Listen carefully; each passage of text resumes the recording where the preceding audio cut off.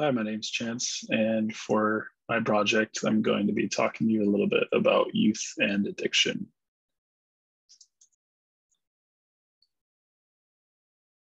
So, addiction is a byproduct of a consumer-based society.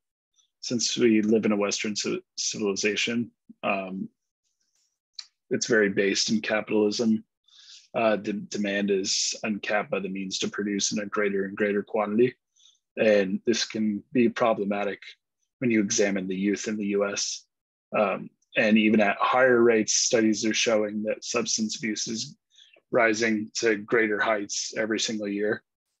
COVID-19 kind of affected the way that youth was using substances as a form of coping mechanism. This is either a byproduct of the potentially problematic homes that they could be living in at the time, or just being taken out of their environment socially and looking to substance to find some sort of way out of it. So for my research paper, I analyzed 3 different forms of addiction in youth and read some really interesting articles, and I'm going to be sharing those with you today.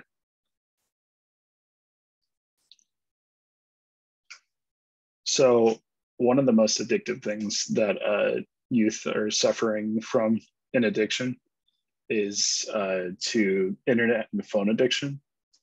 An internet addiction disorder by Patricia Wallace was the article that I was using for reference. And on average, kids are spending about 6 hours and 59 minutes on their phones per day. The article that I was reviewing did research. They did a questionnaire that was self-diagnosed from children saying how they felt about it. One of the conclusions of this was that it was linked to low self-esteem appears frequently with the higher usage of internet and phone addictions. In some cases, people classified as addicted to the internet show comorbid conditions such as depression, obsessive compulsion symptoms, and alcohol abuse. So this is one of those things where you see that it's kind of having this little bit of a spillover effect into the other substances that they're looking into using. So something that I found interesting about this research is that it shows that in the same ways that marijuana was criticized for being a gateway drug, excessive use of the internet has become a pathway for more destructive addictions to form. Yet it's treated very differently than weed was. And that's more in effect the way that weed has the ability to produce a lot of money and take away money from tobacco industries. So it was criticized and lobbied against and criminalized against groups, minority, Hispanic, and African-American. Another thing was that compulsive internet users showed different activity patterns in regions of the brain that have been impacted in reward and emotion processing. So they also show decreased gray matter volume in several regions. Finding from functional magnetic resonance imaging suggests that adolescents with internet addiction have decreased brain functional connectivity. And this is important in youth because you're at such a time where your brain is fully forming. And now through this different research, they're finding that it could be potentially inhibiting the full growth of the human brain, which is something that's a byproduct that is just being researched because the internet is so new. And in years, we might find that it could be more detrimental over time.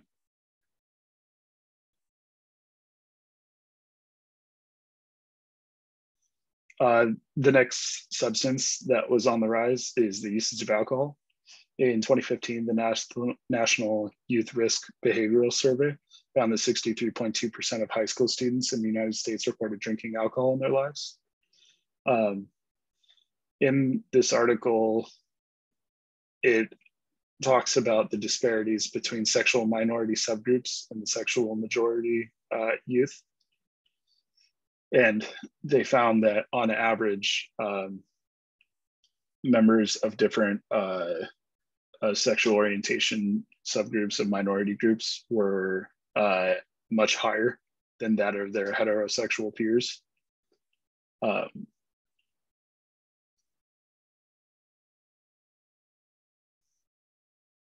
It was elaborated on in the article as a form of a coping mechanism to deal with the harsh bullying and violence that these groups typically have to deal with in school settings in the outside world.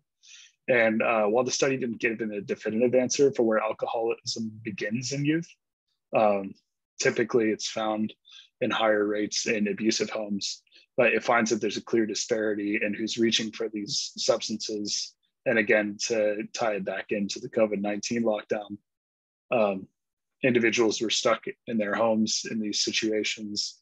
And the only way for a lot of them to escape was to, or at least in their minds, was to be able to use alcohol as a way to escape what the reality was.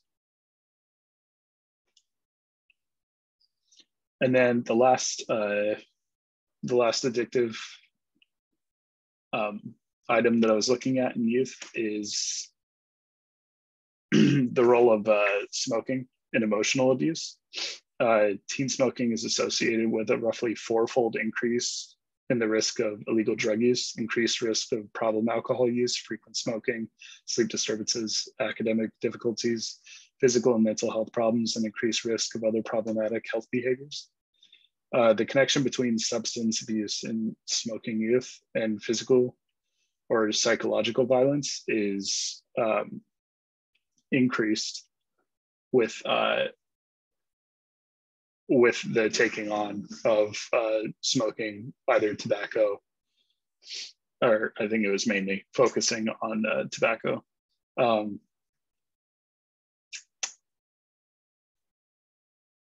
This article kind of makes it into a point that smoking was being linked when someone young is engaging in smoking. It really does lead into other areas of substance abuse, but also that it also led to higher levels of domestic violence.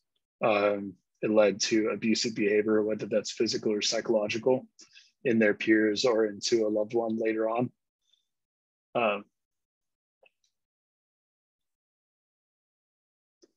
Yeah, and kind of tying all these different aspects together of substance abuse in youth, there are some common themes. Emotional dependence and acceptance are often associated with the need for children to lash out by using substances to cope with their environments. As a solution, we need to be better at providing outlets for children to create healthy coping mechanisms.